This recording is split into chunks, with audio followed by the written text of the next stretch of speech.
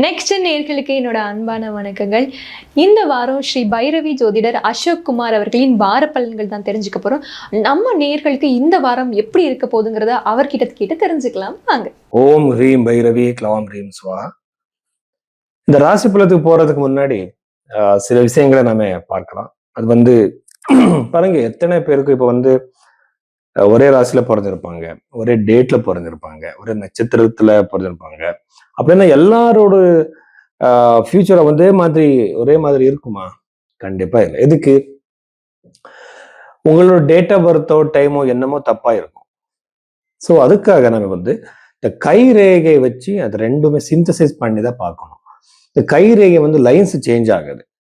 பாருங்க, major lines சொல்லுவாங்க, minor lines சொல்லுவாங்க, சின்ன சின்ன ரேகைகள் எல்லாம் இருக்கு. இப்போ உங்க ஜாதகத்துல ராஜயோகம் இருக்குன்னு பாருங்க, கஜகேசரி யோகம் இருக்கும் பாருங்க. அது கையில எப்படி இருக்கு? இப்ப கஜகேசரி யோகம்னா ஜூபிட்டர் குரு கிரகம் சந்திரன் சேர்ந்து இருக்கிற ஒரு யோகம். அது இந்த கைரேகையில எந்த டைம் பீரியட்ல இதாயிருக்கு.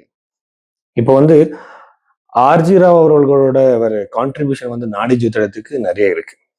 சிஎஸ் பட்டேல் அவர்கள் கூட நிறைய புத்தகங்கள் எழுதியிருக்காங்க. ஆர்ஜி ராவ் அவர்களோட அவர் எழுதியிருக்கிற அந்த புத்தகத்துல அவரோட ரிசர்ச்னால இந்த கைரேகை வச்சு நம்ம ஜாதகம் ரெண்டுமே வச்சு நிறைய விஷயங்களை பத்தி சொல்லலாம்.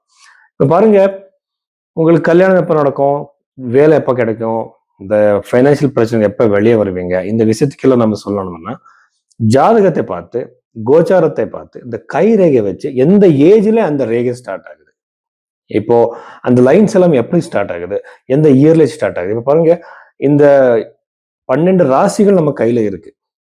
ஸோ அது வச்சு எப்படி சொல்றது, ரெண்டுமே மேட்ச் பண்ணி தான் சொல்லணும். அப்படி உங்க ஜாதகத்தை பார்க்கறதுக்காக இதுக்கு நிறைய பேரோட டைமும் டேட்டும் சரியா இருக்காது. ரெண்டுமே சேர்த்து ரெண்டுமே சிந்தசைஸ் பண்ணி பார்க்கறதுக்காக நீங்க பைரவி ஆஸ்ட்ரோல உங்க கன்சல்டேஷன் நீங்க புக் பண்ண. மிதுன ராசி 2026 மே 24க்கு அப்புறம் மிதுன ராசியில பிறந்தவருக்கு என்னென்ன பாசிட்டிவ் நெகட்டிவ் இருக்குன்னு நம்ம பார்க்கலாம். ஃபர்ஸ்ட் ஒரு சுபகிரகம், ஒரு குரு கிரகம், ஒரு சுக்கிரன் ராசியில இருக்கிறது மிகப்பெரிய ஒரு நல்ல ஒரு பாசிபிலிட்டி. இது இப்ப பாருங்க, உங்களுக்கு திருமணம் எப்படி இருக்கு, எப்ப இருக்கு சார்ன்னு கேட்பீங்க. ஃபர்ஸ்ட் நான் உங்க ஜாதகம் பார்க்கிறேன். ஜாதகத்துல சுக்கிரன் இருக்கானா, ஜூபிட்டர் இருக்கானா, குரு கிரகம், அது உங்க தசையில வருதா, பிரஷ்ன சாஸ்திரத்துல வருதா, கை ரேகையில குரு கிரகத்தோட லைன்ஸ் டச் ஆகுதா, எந்த இயர்ல டச் ஆகுது, எதுவும் இஷ்யூஸ் இல்லாம டச் ஆகுதா, இது நாடி ஜோதிடம் படி இது பார்த்ததுக்கு அப்புறம் இந்த ஏஜ்ல உங்க கல்யாணம் நடக்கும்னு ஈஸியா சொல்ல முடியும். அது எதுக்குன்னா ரெண்டு விஷயத்திலுமே அது கன்ஃபார்ம் ஆயிடும். ஜாதகத்திலும் கன்ஃபார்ம் ஆயிட்டு இருக்கு, கைரேகையிலும் கன்ஃபார்ம் ஆயிட்டு இருக்கு. அதனால நம்ம ஈஸியா சொல்லலாம் அது திருமணம் நடக்கும் என்னட்டு.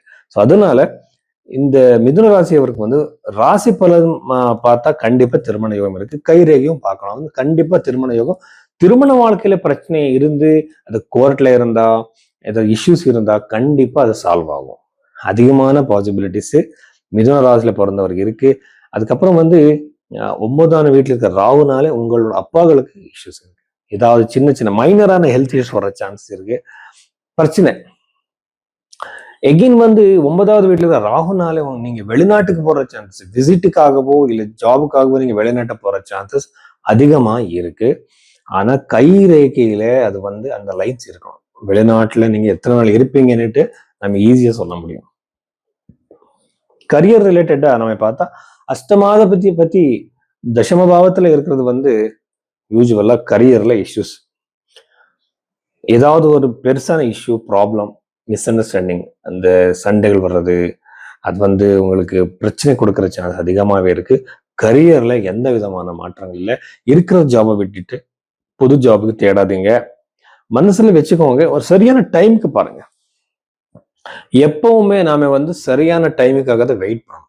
அந்த காத்துக்கிறது ரொம்ப இம்பார்ட்டன்ட். அது இல்லாம மனசுக்கு வர்றதெல்லாம் நாம செஞ்சா அது எல்லாமே அப்ரப்ட் ஆயிடும். அதனால வெயிட் பண்ணுங்க. அதனால கரியர்ல எந்த விதமான பாசிட்டிவ் சேஞ்சஸ் இல்லை. ஃபைனான்சியல் நம்ம பார்த்தா கொஞ்சம் நல்லா இருக்கு. இப்ப யாருக்கும் பணம் வரணும், அது கண்டிப்பா வர சான்சஸ் இருக்கு, கொடுத்திருப்பீங்க, திரும்பி வர சான்சஸ் இருக்கு.